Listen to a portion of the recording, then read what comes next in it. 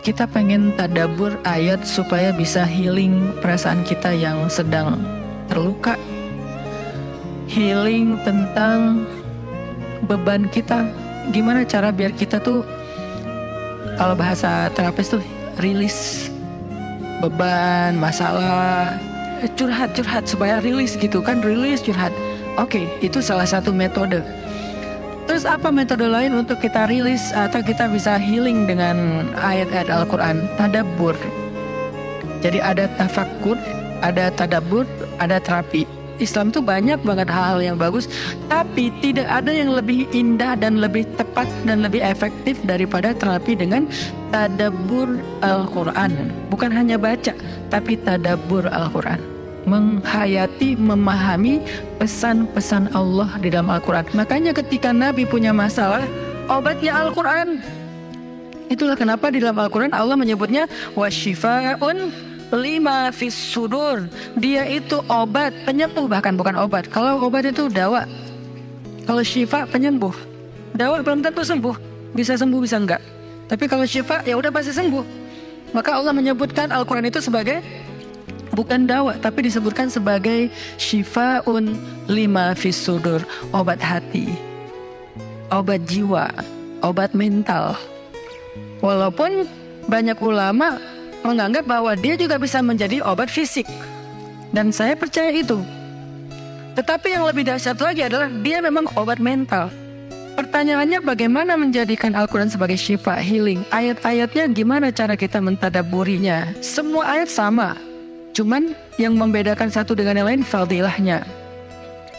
Tapi semua sama-sama istimewa. Jadi nggak boleh ada satupun ayat yang kita anggap nggak penting. Alif Lam Mim, apa pentingnya ya? Nun, Qaf, Shad, satu huruf doang. Enggak, biasa aja. Sehingga kita ngerasa membaca ayat itu nggak terlalu istimewa. Sama, satu huruf pun itu istimewa di Al-Quran. Kan kata Nabi satu huruf seperti 10 kebaikan. Jadi kalau kita baca Nun, udah aja, alhamdulillah udah ngaji. 10 kebaikan loh itu.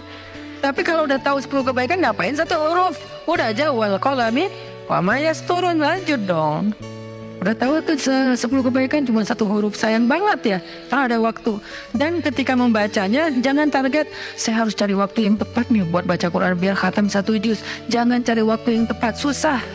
Lama-lama sampai malam akhirnya nggak kebaca.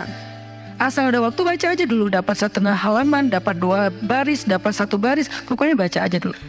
Jadi tadabbur, cara untuk bisa menjadikan Al-Quran sebagai syifa, tadabbur. Bagaimana dulu Nabi, sahabat, orang-orang solih mentadabburi Al-Quran? Yang pertama adalah mereka membaca Al-Quran secara tematik, supaya kita dapat sesuai dengan problem kita, masalah kita, hajat kita. Tematik. Lagi ada masalah apa kita? Karena ayat Al-Quran turun kepada Nabi pun secara tematik, secara kontekstual. Apa yang dialami Nabi, itulah ayatnya. Al-Quran tidak turun sekaligus kepada Nabi, turun sekaligusnya itu di Lauhul Mahfuz. Lalu sampai kepada Nabi berangsur-angsur selama 23 tahun. Kenapa berangsur-angsur, Ustaz? Dan kenapa nggak urut? Turunnya yang pertama adalah Al-Fatihah dan Al-Alaq. Kenapa sekarang Al-Fatihah lalu Al-Baqarah?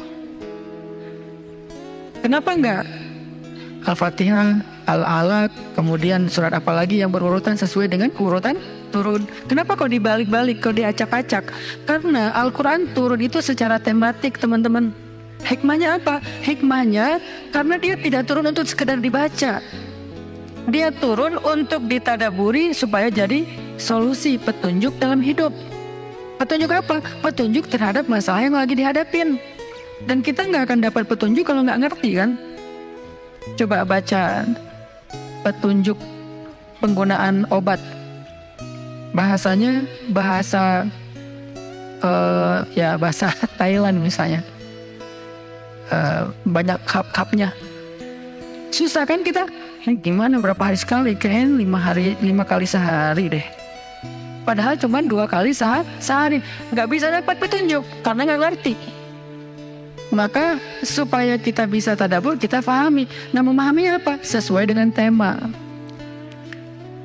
Kita boleh aja bagus banget malah baca Al-Quran secara berurutan, tapi itu target baca ya, target tilawah, bukan target tadabbur.